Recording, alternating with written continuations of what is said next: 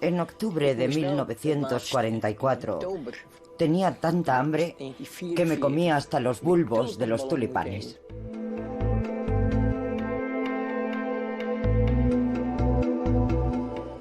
El hambre no puede afectar a los genes,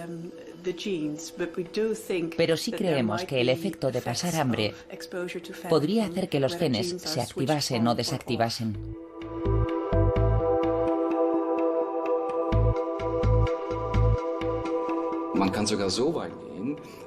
Creo que se puede afirmar que la dieta y la actividad enzimática influyen enormemente en la activación o desactivación de los genes.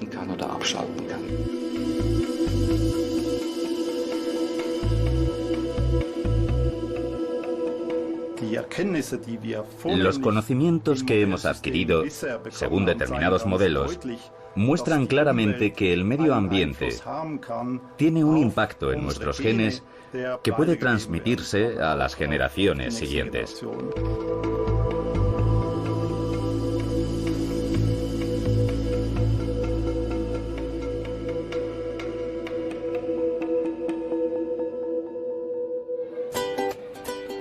Todo el mundo sabe que la comida y la bebida son necesarias para la mente y el cuerpo, pero la mayoría de nosotros no sabemos en qué medida afectan a nuestra apariencia y a nuestro comportamiento.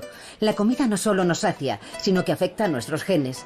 Esta ciencia relativamente nueva se llama epigenética, que significa además de la genética, y estudia cómo funciona todo esto.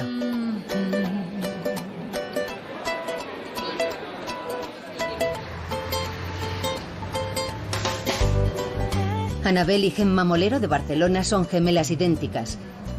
Tienen exactamente los mismos genes, por eso son ideales para averiguar los cambios que los humanos experimentan durante su vida en función de sus hábitos.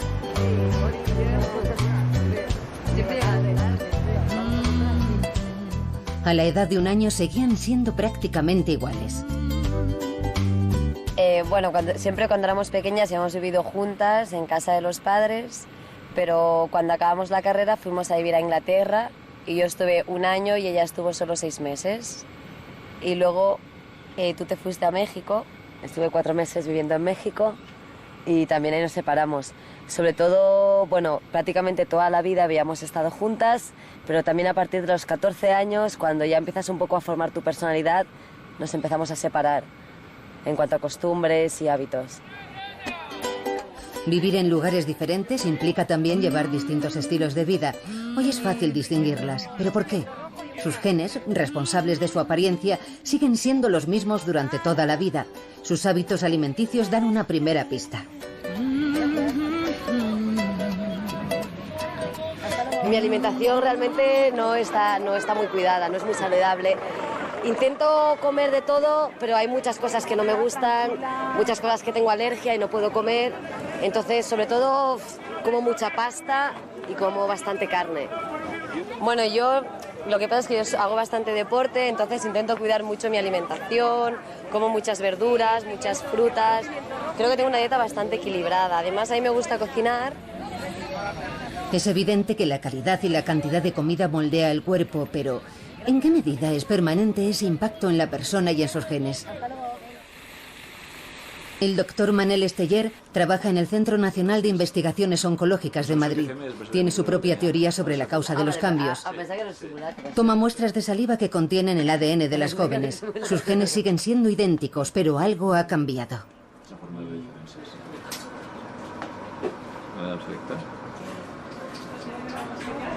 Con esto os tomaremos las huellas y sabremos si sois hermanas o no.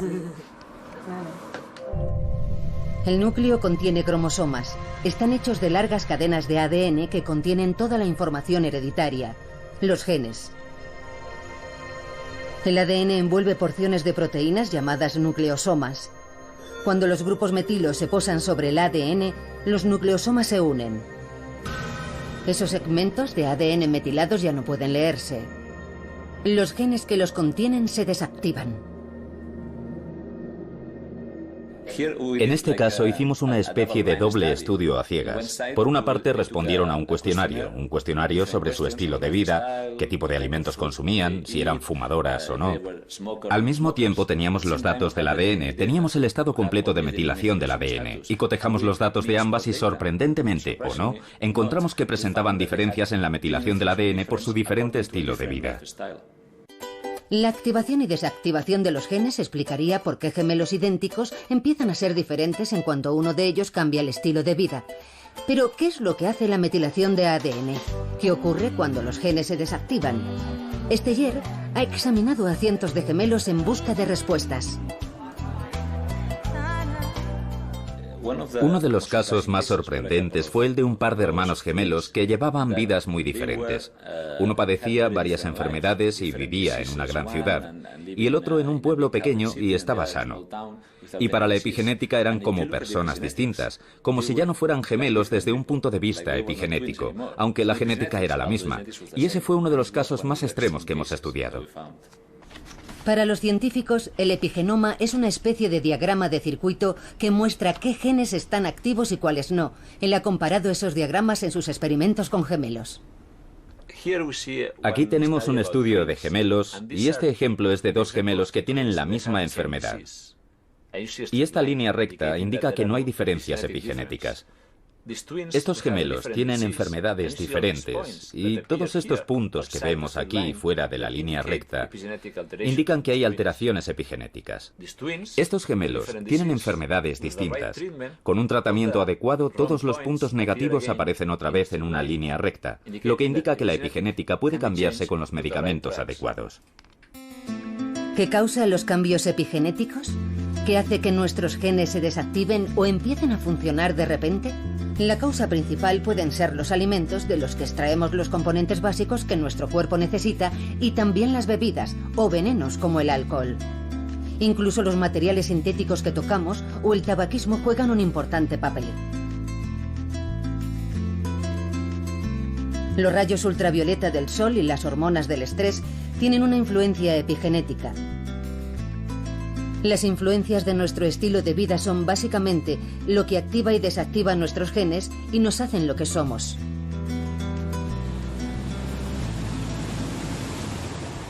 El papel crucial de la alimentación en todo esto está siendo investigado actualmente en Ámsterdam, Holanda, a través de uno de los capítulos más negros de la historia de la ciudad.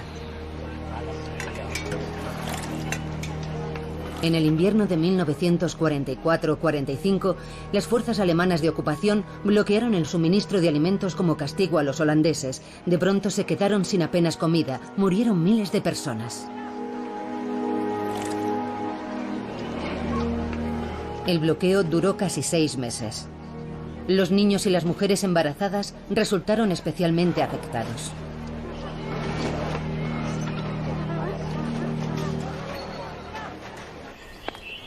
La doctora Tessa Roseboom está examinando a las mujeres que estaban embarazadas en aquella época. Quiere investigar los efectos a largo plazo de su malnutrición.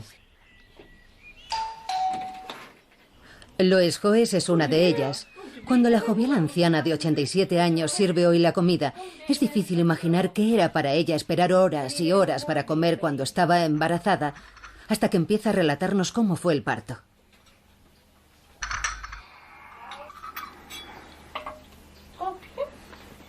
Ik denk dat we dat even kunnen laten staan. Nou, ze hebben me eerst 3 dagen op enkeld water laten liggen. Antes del alumbramiento, me envolvieron en sábanas mojadas durante 3 días, porque tenía una infección renal. Intentaron provocar el parto para que mi hijo naciera antes. Las contracciones eran muy fuertes y tuvieron que atarme porque daba golpes a causa del dolor. Durante unos cuantos días estuve ciega y no podía hablar. La lengua me colgaba por aquí. Eso es todo lo que recuerdo.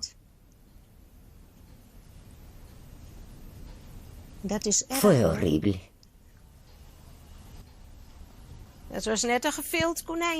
El niño parecía un conejo desollado, muy delgado y largo. Volví a casa con él, pero no podía alimentarlo porque no tenía nada. No podía salir a la calle con él, porque no tenía abrigo ni cochecito. En 1945 hizo muchísimo frío. ¿Cómo iba a cuidar de mi hijo? Nadie me ayudó.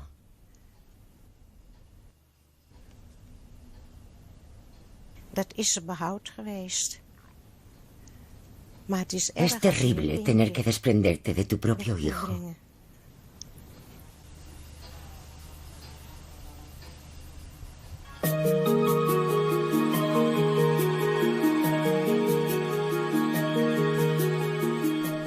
Este es el tipo de casos que llenan los archivos de su consulta. Las llamadas telefónicas y los meses que ha pasado revisando documentos le han dado la oportunidad de realizar un estudio único. En ningún otro lugar se pueden estudiar las consecuencias de una malnutrición extrema en mujeres embarazadas y bebés neonatos durante un periodo tan prolongado como en los 6 meses que duró el bloqueo de alimentos. Cientos de mujeres de diferentes extractos sociales y sus hijos resultaron igualmente afectados. Todas dieron a luz en el Hospital Wilhelmina. Tenemos el registro de los nacimientos de niños nacidos en Ámsterdam, en el Hospital Wilhelmina, en la época de la hambruna, antes, durante y después de la hambruna, y los hemos seguido hasta la madurez. Hemos estudiado su estado de salud y los hemos comparado con quienes sufrieron hambre durante el embarazo y con los que nacieron antes o fueron concebidos después de la hambruna. Roseboom ha dado con varias generaciones de la familia Fafiani. La científica ha interrogado durante horas a madre e hija sobre el invierno de la hambruna y las décadas siguientes.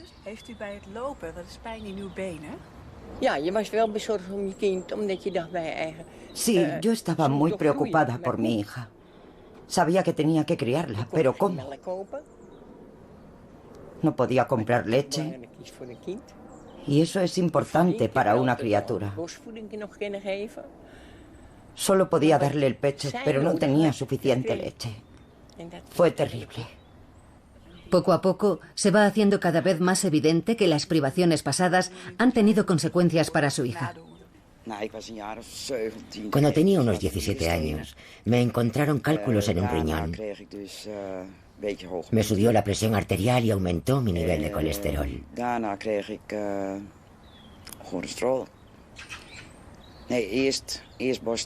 No, primero tuve cáncer de mama y luego me subió el colesterol. Toda mi vida he tenido problemas de salud. El hecho de tener mala salud le ha hecho pensar en una explicación. No tengo explicación para ello. Tuvo que ser el invierno de la hambruna, porque mi hermana es unos años más joven y no tiene ningún problema.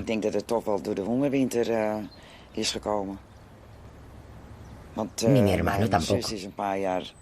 Jonger als ik en die heeft daar allemaal geen problemen mee. En mijn broer ook niet. Ik ben degene. Pero yo tengo todos los problemas.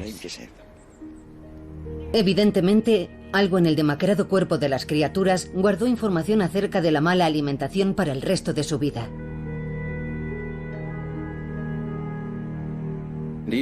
Lo interesante fue observar que las personas que nacen con poco peso, que son pequeñas al nacer, tienen un riesgo muy alto, más alto de desarrollar enfermedades durante su vida, como la diabetes tipo 2 y enfermedades cardiovasculares. A esto lo llamamos enfermedades del adulto programadas por el medio ambiente.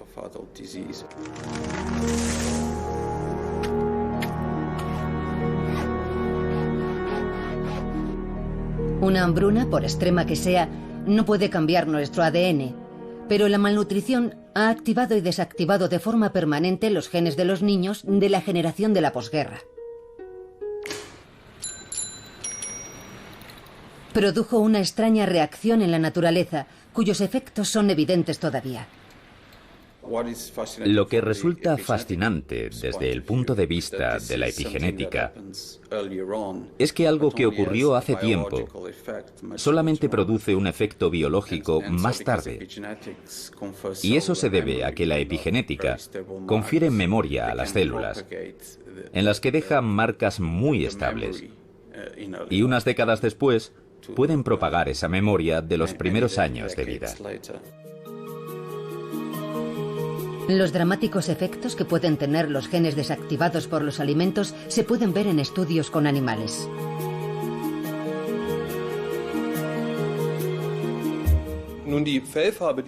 Estos animales son genéticamente idénticos,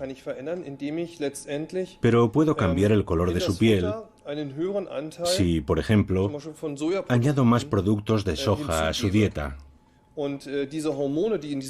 Las hormonas de la soja hacen que cambien los genes responsables del color, de la piel o del pelaje.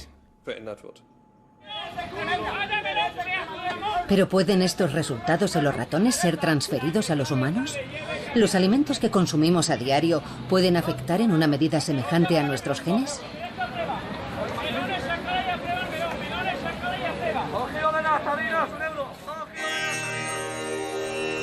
Un grupo étnico de la India meridional que no come ningún producto animal a causa de sus convicciones religiosas nos da una pista. Tanto los adultos como los niños suelen gozar de perfecta salud a pesar de una higiene inadecuada. Según los modelos occidentales, su dieta parece proporcionarles todo lo que necesitan. Algunas de estas familias emigraron a Europa y continuaron comiendo de la misma forma que en su país, pero muchos de ellos se enfermaron enseguida. La causa fue que las verduras, meticulosamente lavadas, no contienen la bacteria que suministra a los vegetarianos de la India la vitamina B12, importantísima epigenéticamente.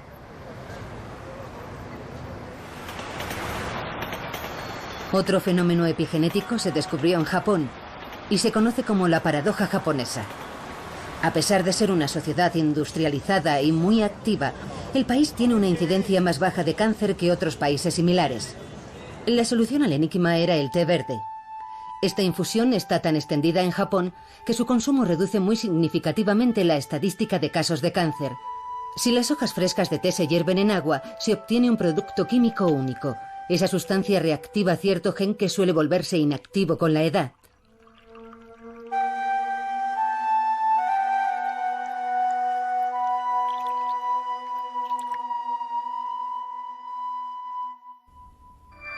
El té verde elimina los grupos metilo de los genes desactivados y simplemente los activa de nuevo. Los genes reactivados empiezan a producir las sustancias propias del cuerpo que luchan contra el cáncer. Creo que lo maravilloso es precisamente que en teoría cada enfermedad puede tener un componente epigenético muy importante, porque prácticamente todos los genes del genoma están regulados por marcas epigenéticas. ¿Los marcadores epigenéticos y los cambios genéticos son también responsables de las enfermedades mentales?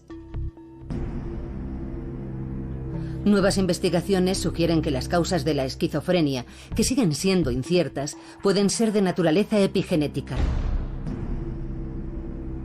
Nuevamente, fue una hambruna lo que dio alguna idea. La pista condujo hasta China.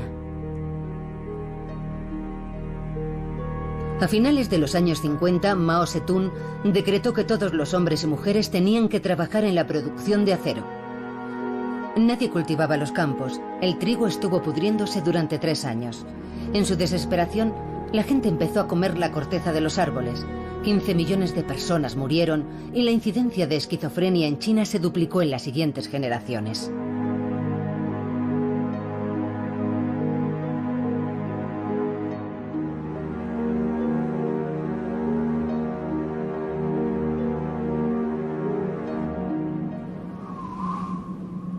Esta situación concuerda con un estudio hecho en Dinamarca.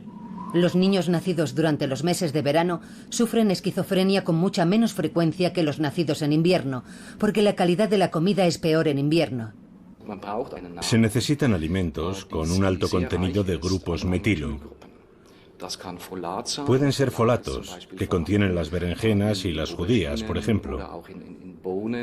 Si como esos alimentos, las enzimas que pueden liberar metil permanecen activas. Conocemos la conexión entre la metilación y la actividad genética. Incluso podemos llegar a decir que por medio de los alimentos que consumimos podemos regular en gran medida la actividad enzimática o incluso anular o activar ciertos genes. Nuestros cuerpos renuevan constantemente sus células mediante la división celular. Ninguna parte de nuestro cuerpo tiene más de 7 años. Los materiales para esta obra de construcción de toda una vida provienen de lo que comemos. Para dividirse, las células tienen que realizar una inimaginable proeza. Nuestro ADN contiene 3.200 millones de pares de bases. Si esta división celular tarda en producirse 24 horas, nuestras células tienen que mover más de 44.000 pares de bases al lugar correcto cada segundo. Si las células no tienen todo el material de construcción necesario a causa de la malnutrición, pueden producirse errores y se pierde información. Los desórdenes alimenticios como la bulimia hace mucho tiempo que forman parte de la sociedad moderna, pero incluso las modelos que pasan hambre para mantenerse delgadas querrán tener hijos un día. ¿Qué ocurre si todos los materiales de construcción que necesitan las células para desarrollarse correctamente en el útero, como el ácido fólico y la vitamina B12, no están disponibles porque la madre vomita continuamente durante el embarazo?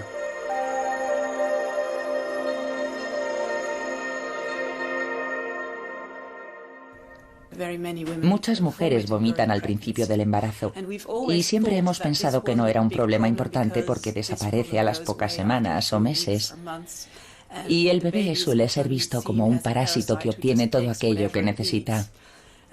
Pero este estudio ha demostrado que si existe malnutrición al principio de la gestación, aunque después no vuelva a producirse, tendrá un gran efecto en su salud.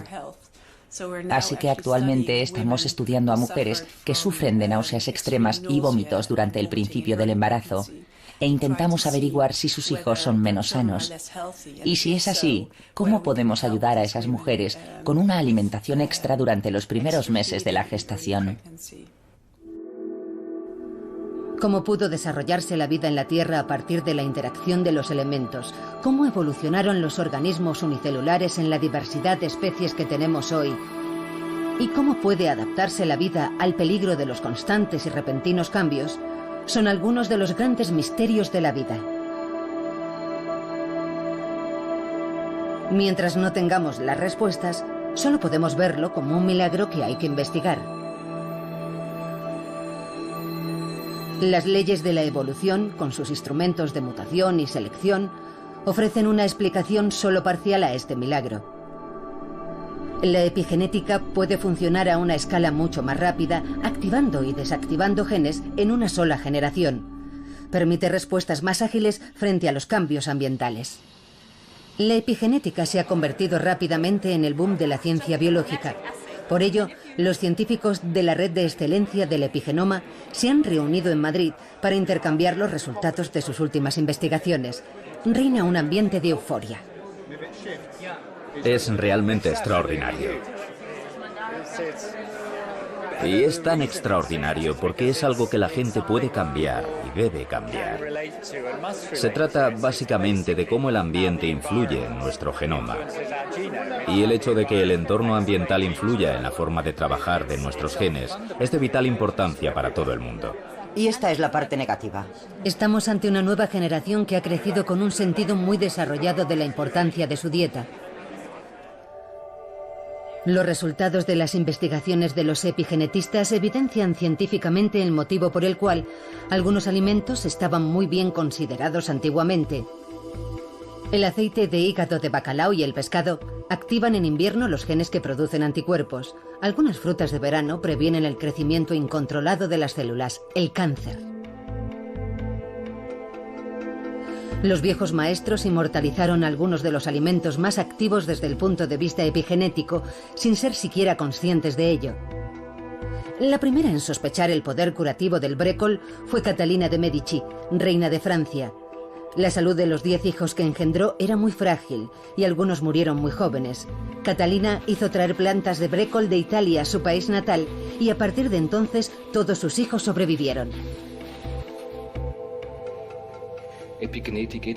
La epigenética plantea la vieja cuestión de si nuestro ADN contiene toda la información que determina nuestro desarrollo. ¿Es suficiente conocer nuestra secuencia de ADN? Las publicaciones actuales más destacadas, como el mapa del genoma humano y algunos modelos de otros organismos, nos demuestran que conocer el ADN no es suficiente. La secuencia del ADN humano contiene más de 3.000 millones de letras y más de 25.000 genes. Sin embargo, esa información no basta para decir: esta célula es una célula madre, esta es una célula vieja o esta es una célula enferma. No es suficiente. Mediante la activación y desactivación de los genes, los cromosomas pueden presentar diferentes combinaciones de genes activos. Eso significa que existe un segundo nivel de información, nuestro epigenoma, una estratagema bioquímica que consigue cosas increíbles con nuestro compacto ADN.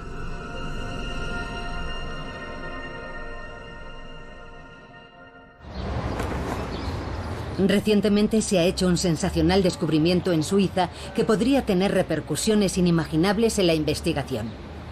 En la Universidad de Basilea, el epigenetista Renato Paro calentó a 37 grados los huevos de la mosca de la fruta.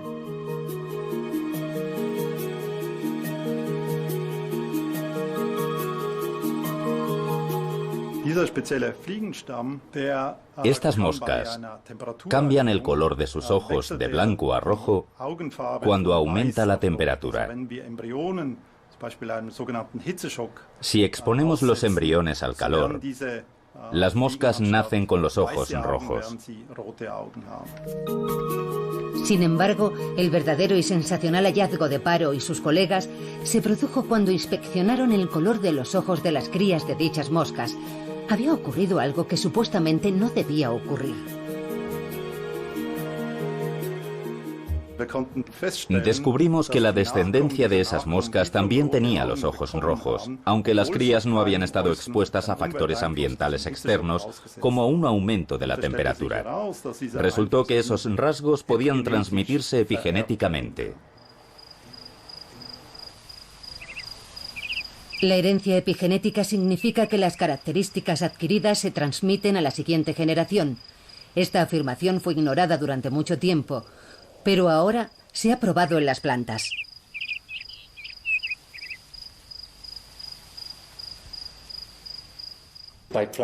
Tenemos varios ejemplos en plantas en los que las características epigenéticas se han transmitido a las generaciones siguientes. Hay variaciones de color que han pasado a las semillas y a los pétalos debido a los cambios epigenéticos. Creo que la epigenética permite reacciones rápidas y si los cambios son beneficiosos para las plantas, pueden ser transmitidos. Se han descrito un buen número de procesos epigenéticos en las plantas y estamos averiguando que los mismos mecanismos funcionan en animales. La impronta genómica fue descrita en plantas a principios de la década de 1970.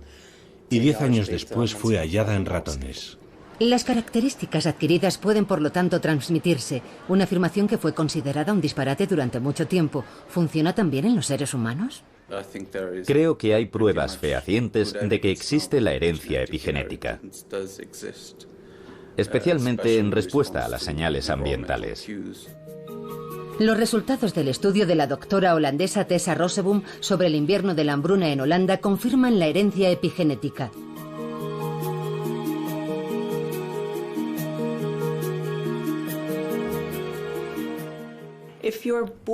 Los bebés que nacen en lugares con una climatología extrema serán muy eficientes procesando los alimentos. Y si siguen una dieta típicamente occidental, al ser tan eficientes, almacenan una gran cantidad de grasas en los tejidos y también en las arterias. Y cada vez son más propensos a sufrir ataques cardíacos, por ejemplo. La doctora Roseboom ha examinado las pruebas realizadas a voluntarios en busca de cambios epigenéticos heredados. Mi hija sufre a menudo infecciones en la vejiga. No sé si tiene que ver con el invierno de la hambruna.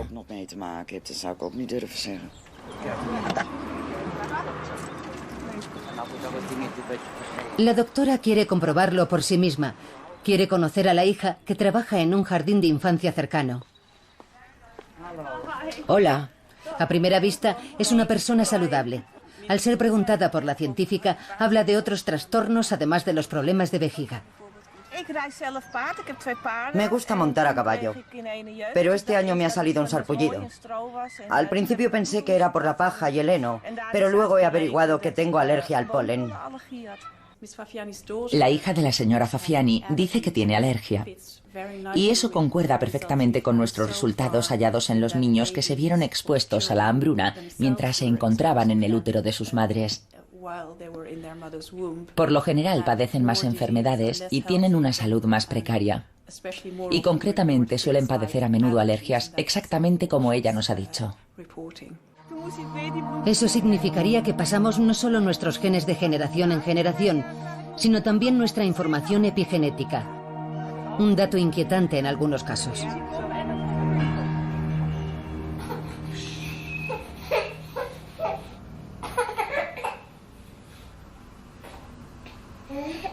Los bebés que están en el útero y los recién nacidos se ven afectados por la alimentación que reciben.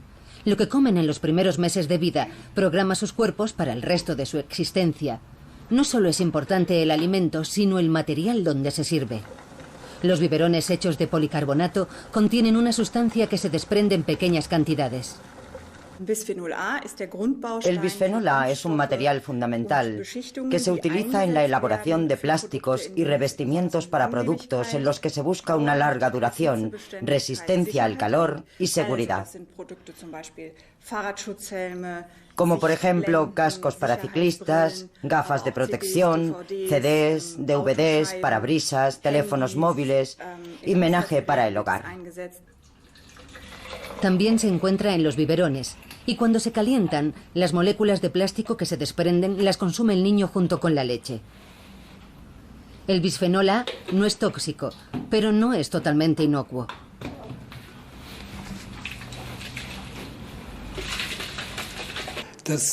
El Instituto de Evaluación de Riesgos de Alemania Federal lleva mucho tiempo estudiando el bisfenol A, ya que es un producto muy importante de la industria química. Sabemos que esta sustancia no es tóxica ni cancerígena, pero es capaz de producir efectos similares a los de las hormonas. Debido a su estructura molecular, el bisfenol A se adhiere a nuestros receptores de estrógenos. Estos receptores se vuelven entonces activos y pueden activar genes que deberían permanecer inactivos. Hay varias publicaciones científicas que indican que incluso la ingesta de minúsculas cantidades de bisfenol A puede provocar cambios en la pubertad. Por ejemplo, puede causar cambios en el crecimiento de las glándulas mamarias y en el tamaño del útero o de la vagina. Los investigadores sospechan que el bisfenol A puede incluso programar el cuerpo de las niñas para que acelere su paso a la pubertad. Hay muchas niñas que ya han desarrollado pechos y se quejan porque son demasiado jóvenes. Yo soy muy joven todavía, solo tengo 9 años. En experimentos realizados con animales, la conexión entre la madurez sexual y este omnipresente producto químico ya ha sido probada. Las autoridades europeas todavía no ven motivo para actuar porque consideran que no afecta a los seres humanos, a pesar de que el calentamiento continuo degrada gravemente esta sustancia y los primeros dientes hacen el resto. Un dato importante cuando se evalúan los efectos del bisfenol A es que los humanos lo metabolizan total y rápidamente. Si el metabolismo humano elimina inmediatamente esta hormona artificial, ¿cómo se explican entonces los resultados obtenidos en el Hospital Charité de Berlín? Fuimos el primer grupo del mundo que probamos la presencia de restos de bisfenol A en la sangre de las mujeres embarazadas y de sus hijos recién nacidos. Los genes se activan y desactivan durante la etapa fetal, preparando a los futuros recién nacidos lo mejor posible para la vida. Algunos de los genes activados permanecen activos durante varias generaciones. ¿Estamos manipulando los genes de nuestros nietos sin ni siquiera saberlo? La hormona artificial bisfenol A no solo se encuentra en los biberones. La mayoría de latas de conserva están recubiertas con bisfenol A y después de llenarlas se someten a un breve proceso de calentamiento. Según los investigadores, la tendencia a la obesidad también puede ser debida a esta sustancia, ya que en experimentos con animales ha quedado demostrado que tiene consecuencias en las ratas.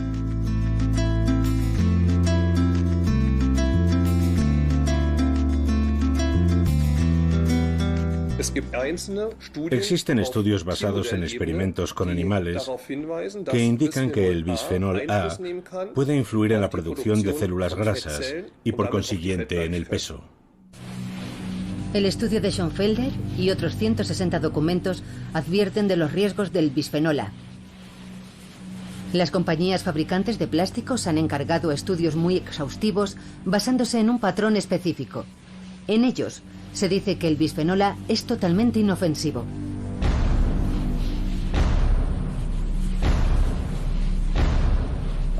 Todos los estudios realizados utilizando este patrón demuestran sin lugar a dudas que esta sustancia es totalmente inocua.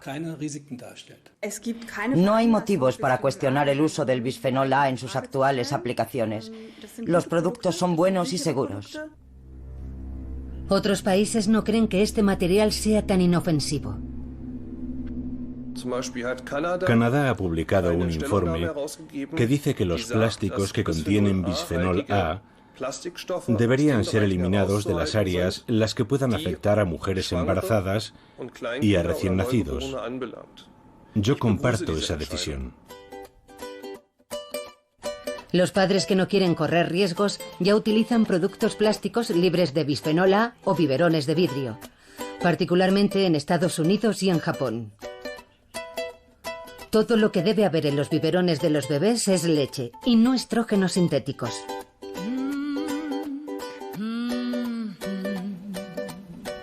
Lo que comemos influye en nuestra salud, a veces para el resto de nuestra vida. Por eso la dieta de las mujeres embarazadas y de los niños es tan importante. Solo que es ahora cuando empezamos a entender su verdadera trascendencia. La epigenética comenzó estudiando el cáncer, pero ahora sabemos que es aplicable a otras enfermedades y desórdenes mentales, como por ejemplo el Alzheimer o las enfermedades cardiovasculares. Y creo que constituirá la nueva frontera en el estudio de las enfermedades humanas. Nuestro tracto digestivo es una zona que suele verse afectada por tumores cancerosos. En Berlín, los epigenetistas han aunado fuerzas con los médicos para que esta joven ciencia pueda estar al servicio de la prevención del cáncer lo antes posible. Es una gran ventaja descubrir el cáncer de colon en sus primeras etapas. Naturalmente es mejor descubrir el problema antes de que se convierta en canceroso y así poder prevenir el cáncer. Si se diagnostica a tiempo, los pacientes tienen muchas posibilidades de recuperación. En caso contrario, la situación deviene mucho más grave. Para prevenir estados irreversibles, se ha desarrollado un nuevo procedimiento en Berlín. Basta con un análisis de sangre convencional. El ADN de los pacientes se extrae entonces del plasma sanguíneo.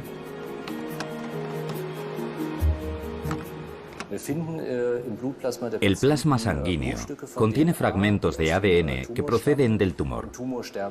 Las células mueren en el tumor.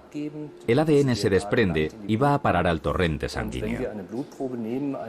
Cuando analizamos una muestra de sangre, podemos detectar el ADN del tumor, pero solo porque la huella de metilo del ADN en un paciente enfermo es diferente a la huella del ADN que presenta la sangre de un paciente sano. El patrón de metilación en pacientes con cáncer es resultado de los genes que se activan o desactivan en el tumor. Si se encuentran esos patrones, la presencia del cáncer de colon es altamente probable. Aunque este método está en periodo de ensayo, las ventajas de la diagnosis epigenética son evidentes. El cáncer se puede detectar mucho antes que en las exploraciones rutinarias. La medicina epigenética podría tratar enfermedades incluso antes de que éstas se manifiesten.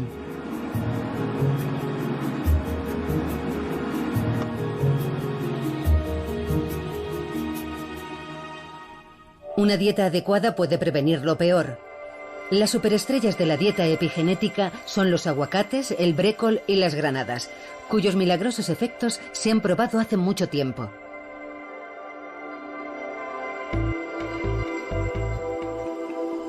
La lechuga, los cereales y las verduras de hoja verde son fuentes importantes de ácido fólico, una sustancia que juega un papel crucial en la metilación de los genes.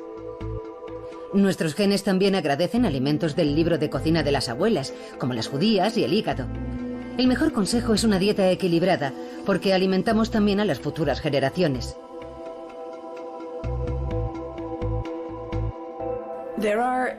Hay alimentos especialmente indicados por su relevancia durante el embarazo. Por ejemplo, el consumo de pescado azul es muy importante. Y también las verduras de hoja verde tienen una gran importancia en la dieta.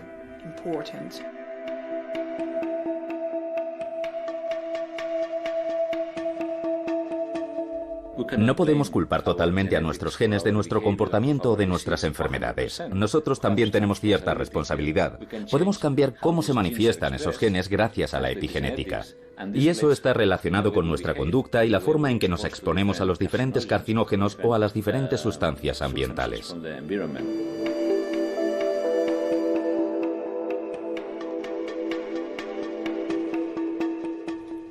Las cuestiones relativas a la composición de nuestra dieta, el metabolismo de las vitaminas y otras cuestiones que afectan a nuestro organismo son aspectos cruciales de la epigenética.